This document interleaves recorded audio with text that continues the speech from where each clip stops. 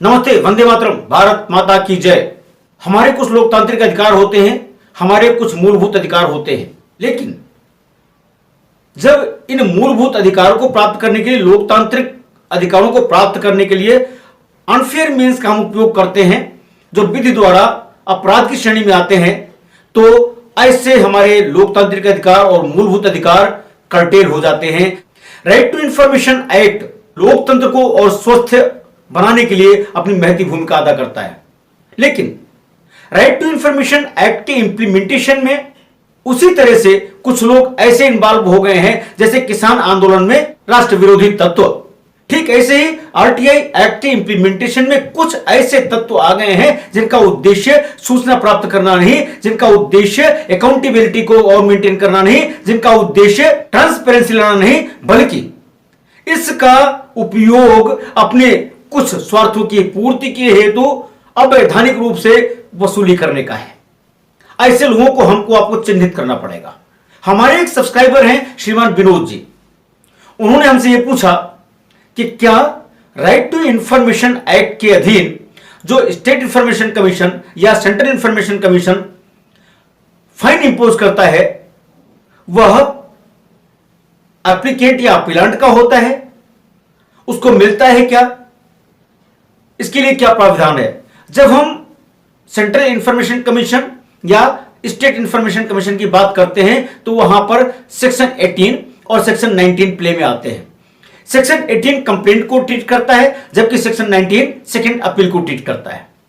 Section 19 sub section 8 भी यह deal करती है कि अगर स्टेट इंफॉर्मेशन कमीशन को यह लगता है कि जो कंप्लेनेंट है या अपीलांट है उसको कुछ क्षति कारित हुई है या कोई उसको हानि हुई है जिसकी क्षतिपूर्ति धन से की जा सकती है, तो पब्लिक अथॉरिटी को वह आदेश देते हैं कि वह उनकी क्षतिपूर्ति करे। परंतु सवाल यहां पर यह था, जो फाइन इंपोज होता है क्या उसमें से कंप्लेनेंट को मिलेगा? इसके लिए सेक्शन 19 की सब सेक्शन 8 से जो यह कहती है कि स्टेट इंफॉर्मेशन कमीशन या सीआईसी जैसी भी स्थिति हो वह पेनाल्टी इंपोज कर सकते हैं, वह भी 250 रुपए प्रतिदिन, परंतु 25,000 से अधिक नहीं। तो यहां पे दोनों में अंतर है। जो क्षतिपूर्ति होगी उसके लिए जब तक स्टेट इंफॉर्मेशन कमीशन या सेंट्रल इंफॉर्मेशन कमीशन स्पेसिफिकली कोई आदेश नहीं करता तब तक यह क्षतिपूर्ति पब्लिक अथॉरिटी से नहीं प्राप्त की जा सकती। और जो फाइन होता है, जो पेनाल्टी होती है, वह स्टेट के खाते में जाती है, वह क्षतिपूर्ति के रूप में नहीं प्रयुक्त की जा सकती है, क्योंकि फाइन अलग है और जो कंपनसेशन है वह अलग परसेप्शन है।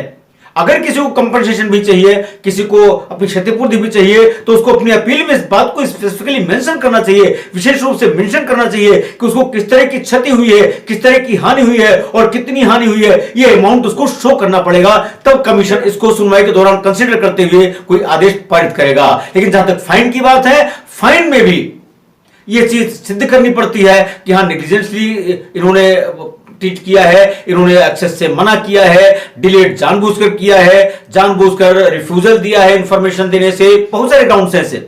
तो उनके आधार पर ही फाइन इंपोज होती है और कंपनसेशन के लिए भी आधार दूसरे होते हैं। मुझे लगता है श्रीमान विनोद जी का उत्तर मिल गया होगा। आज की बात यहीं तक। अगर आपने अभी तक इस चैनल को सब्सक्राइब नहीं किया है, किन्हीं कारणों से सब्सक्राइब करने से वंचित रहे हैं, तो कृपया बेहिचक चैनल को सब्सक्राइब कीजिए, लाइक कीजिए, शेयर कीजिए, कमेंट कीजिए। बहुत बहुत धन्यवाद। वंदे मातरम।